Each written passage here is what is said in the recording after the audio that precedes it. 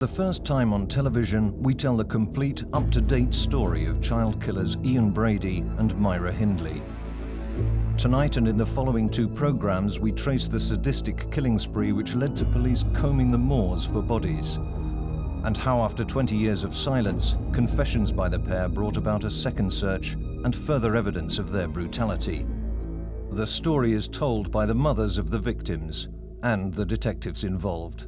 I was a young detective constable stationed at Hyde on the 7th of October 1965 when I was called out about 7:30 in the morning to be told that there had been a murder committed at 16 Wardlebrook Avenue, Hattersley, the night before. The body was still believed to be in the house and also that the occupants were in possession of firearms. Bob Talbot, the superintendent, he in actual fact was in uniform and we spotted a bread man who was in the area with his white coat and his basket. Bob Talbot went and borrowed the white coat and the basket from the bread man, and he then walked along the walkway, and when he knocked on the door was answered by Myra Hindley. When we got into the lounge, there was a man in his underclothes in bed in the lounge, and that turned out to be Ian Brady. He was told why we were there, and Bob Talbot and Alec Carr went to search the upstairs. The bedroom door was locked. Hindley told us that's where she kept her firearms, and with the key wasn't available. I suggested that we could always get into the bedroom by forcing the door. I think probably that Brady by that time realised that nobody was going to go away, and he turned around to Hindley and said, "You better give him the keys." She then produced the keys. Mr. Talbot and Alec Carr went upstairs and found the body of Edward Evans, who was in one of the bedrooms, trussed up in a fetal position in a plastic bag. Hindley's brother-in-law, David Smith, the youth who made a 999 call to police, had been deliberately lured to Wardlebrook Avenue by Hindley to witness Brady axing Edward Evans to death. By implicating him in the murder, Brady's intention was to gain control over Smith. Brady and Hindley tried to coerce David Smith into being involved in the murder of Edward Evans, and they misjudged the whole scenario. They really thought they were going to get a hold on Smith, and it didn't happen. When Smith had been interviewed during the early hours of that morning, he had insisted that not only had they committed the murder of Edward Evans, they had committed other murders.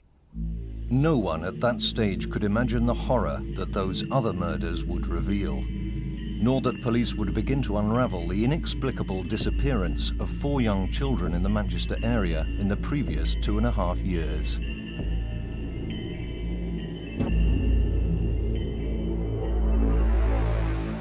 Myra Hindley's childhood was very normal. It was working-class Manchester childhood. She grew up in Gorton. She was very much loved. She was part of a very normal working-class family. There wasn't a lot of money around, but then there wasn't a lot of money around in any of her neighbours and friends and peer groups.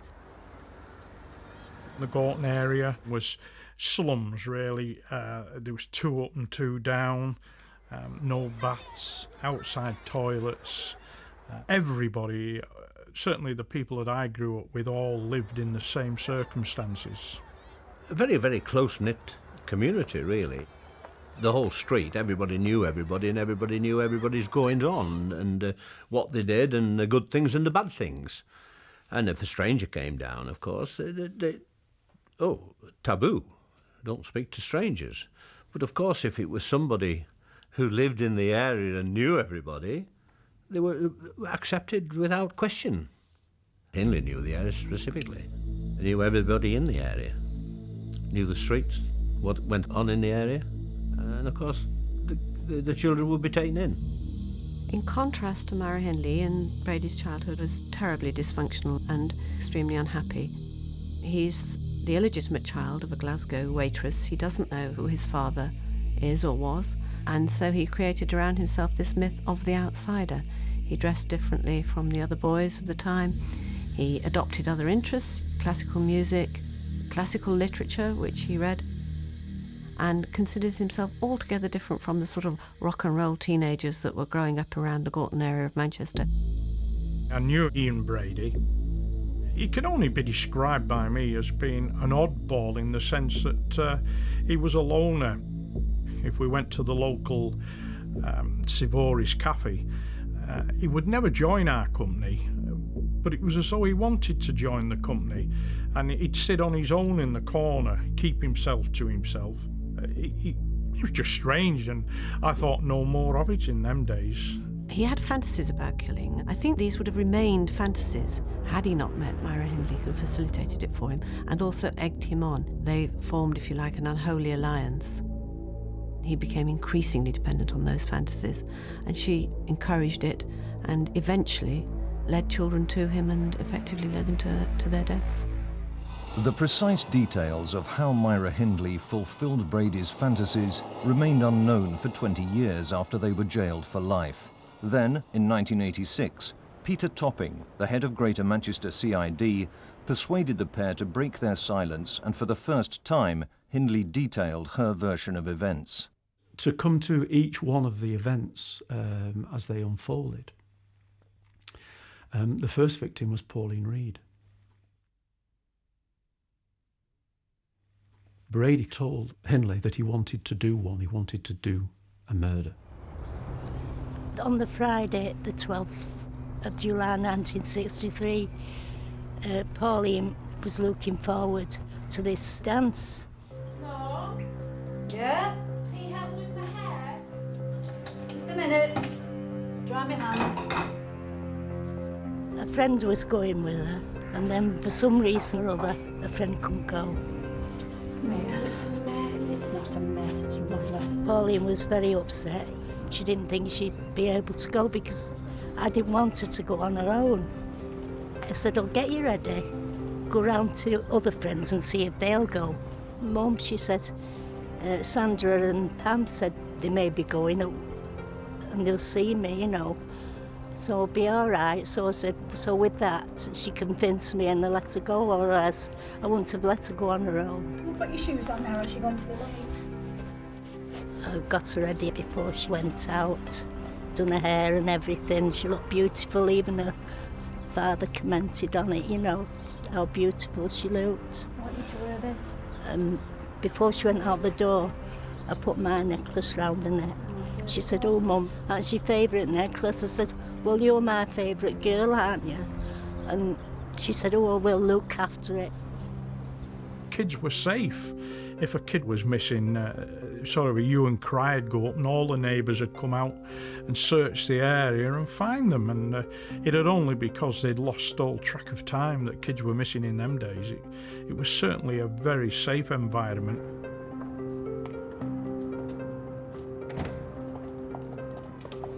I went out with her and I stood at the top of the road and I watched her disappear. She waved to her as she went round the corner. Brady had the impetus to kill. Myra saw herself enabling this man that she loved to do the things that he particularly wanted to do, and in his case that involved killing. Pauline could not have been abducted without Hindley. Myra Hindley borrowed a van from a greengrocer. She was to drive this van, and Brady was to follow on his motorcycle. And when he saw a victim that he considered suitable, he would flash the headlights of his motorcycle, and Hindley would persuade the person into the van. Hindley realises that the young girl is a girl called Pauline Reed. Now, she knew Pauline Reed, and she persuades her to go to look for a glove, which was one of an expensive pair of gloves which she'd lost on Saddleworth Moor, and that she promised to give her some gramophone records in reward for her assistance. They then drove up to Saddleworth Moor. Brady meets them there. There's an introduction, and Brady then says that he will take Pauline up onto the knoll to help him to look for this glove. Some 20, 30 minutes later, Brady comes down and calls her, and she goes up and she sees Pauline, who is then lying on the ground. There's blood coming from her throat, her clothing's disarranged, she's making a terrible gurgling sound. Pauline had had a throat cut. He then told her to go back to the van. Eventually, He comes back down. They lift the motorcycle into the van and drive away. She believed that Pauline had been sexually interfered with as a consequence of the disarray of her clothing and the time that Brady had spent with her. The diabolical thing about Myra Hindley is that after the first killing, and up to then we can perhaps excuse her in that she did not think he would go through with it, but after the first death, she had the ability to cry stop and call the whole thing off, and it could have ended there. John Kilbride. Brady, according to her, wanted to do another one. The children played out, and then John tormented his brothers and sisters. And I said, please go to the cinema, John. Stop tormenting your brothers and sisters. And don't forget, when Pauline Reed was missing, what I told you. Whoever did it is only a train ride away from here. So always be on your guard. And he just grinned, his cheeky grin, and bye, off he went. John spent that Saturday afternoon at the cinema, but instead of going home afterwards, his adventurous spirit took hold. Hey John, just check his old boxes. He was helping on the market ground, wasn't he? We never thought he was doing anything like that. But he was earning a bit of pocket money.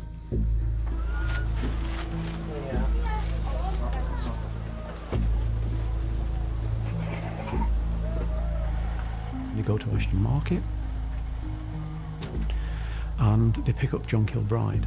The excuse being, would he assist them to carry some boxes to the car? He speaks to him first of all. In spite of the warnings, he was too trusting, especially a lady, because I never warned him about women, you know.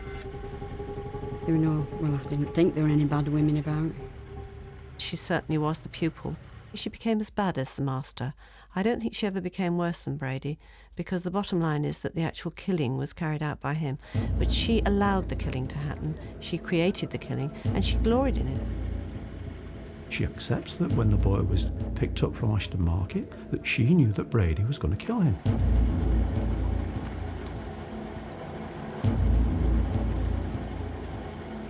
A 12-year-old, bright little lad, sees her, obviously then, he's not concerned, jumps in the car, and of course he's driven up onto Saddleworth Moor, where he then is subjected to abuse. Well, he didn't come home at 6:30, I thought. He stayed in the cinema to watch it round, which he could in those days, it carried right on. She drops them off on Saddleworth Moor. Brady then walks down the moor with a little lad. And the arrangement is that he's been away about half an hour. She's to flash her headlights 3 times. He's going to respond with the torch. He's going to come back, get in the car, and they're going to drive away. When Brady comes back to the car, he was carrying a shoe, and he had a string, and he said he had a knife, that he was going to stab him, but the knife was blunt, and in the end he'd strangled the boy with the string. He tells her that he'd pulled the clothing down, and he'd smacked the boy.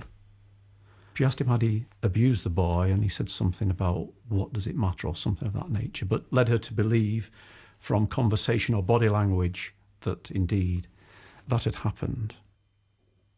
The killings triggered all Brady's sexuality. It was his sexuality is tied up in sadism and violence, and Myra Hindley as his partner also got a tremendous sexual high out of seeing him so aroused.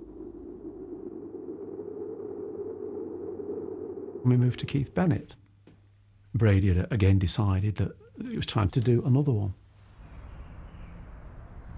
I lived at this house at 29 Eston Street, 1964, the 16th of June, when my son, the oldest lad, disappeared. I gave him his tea, I washed his face, and I said, "Are you clean?" He said, "Yes, ma'am." I took him out. I was going to bingo and the 2 girls were coming with me. We walked up Eston Street onto Addersage Road. From Addersage Road we crossed Plymouth Grove West, where the school he used to go to as a baby. I walked up to Stockport Road and seen him across the zebra crossings. I said, "I'll see you in the morning. Behave yourself for your gran." And that was the last I'd seen of him. By this time, they had a mini pickup. Hindley says that she's driving along with Brady in the back of the pickup, and that he knocks on the cab when he sees this young lad walking, possibly along Grey Street.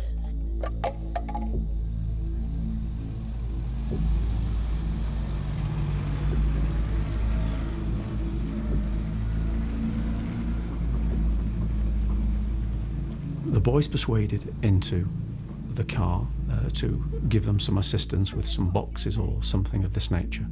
He gets into the vehicle and they drive up to Saddleworth Moor.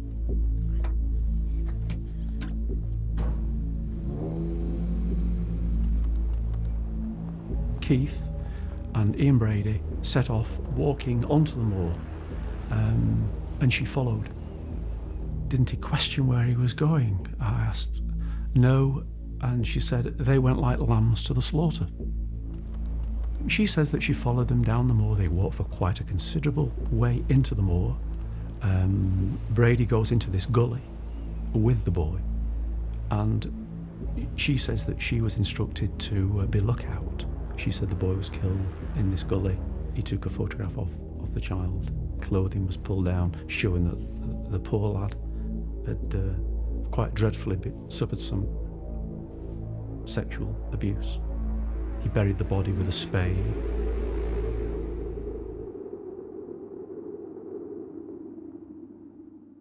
She then went on to describe the abduction and the murder of Lesley Ann Downey. I think everybody loved Lesley. She never gave cheek. I never had to smack her. She always done as she's told. She came in from school overnight. She'd go up, change out of a uniform, make her bed, come down, do her homework. She was, well, every mother says she's perfect, but she was perfect. Hindley says that they went to do some shopping at a supermarket where there was drink being offered at reduced prices. And they did some shopping and then they went on to this fun fair.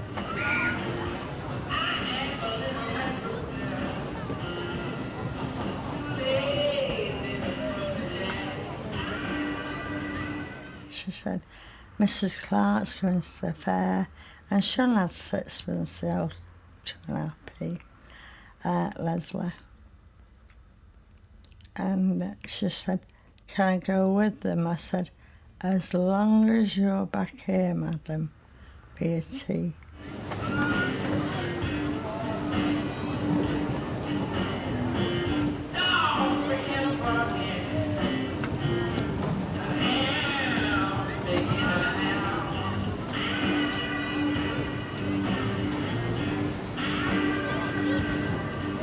Whilst they're at this fun fair, some of the shopping is dropped. They ask this little girl who they see to assist them to pick up the shopping and carry it back to the vehicle. They offer to give the little girl some reward. Lesley Ann agrees to pick up the shopping, goes back to the vehicle. I was getting tea ready and we're seeing the friends come back. And my son Tommy, he said, has Lesley come home, Mummy? I said, no, she's not with the girls. Go and see Mrs. Clark. He went on there looking himself. I said to him, Tommy, where's Lesley? He said, Mum, she's crying. She's not on the fair and she didn't go with Mrs. Clark. She went with Mrs. Clark's 2 daughters. I was hysterical. So, and she wasn't there. The boys were crying. They'd all been round with the friends looking for her.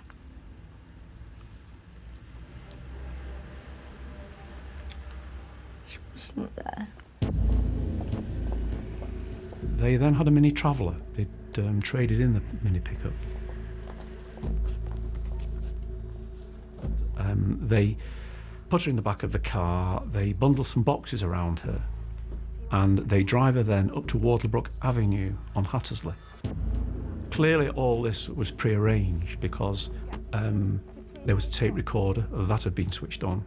Brady wanted to take photographs of the child, and that, of course, could not have happened on Saddleworth Moor.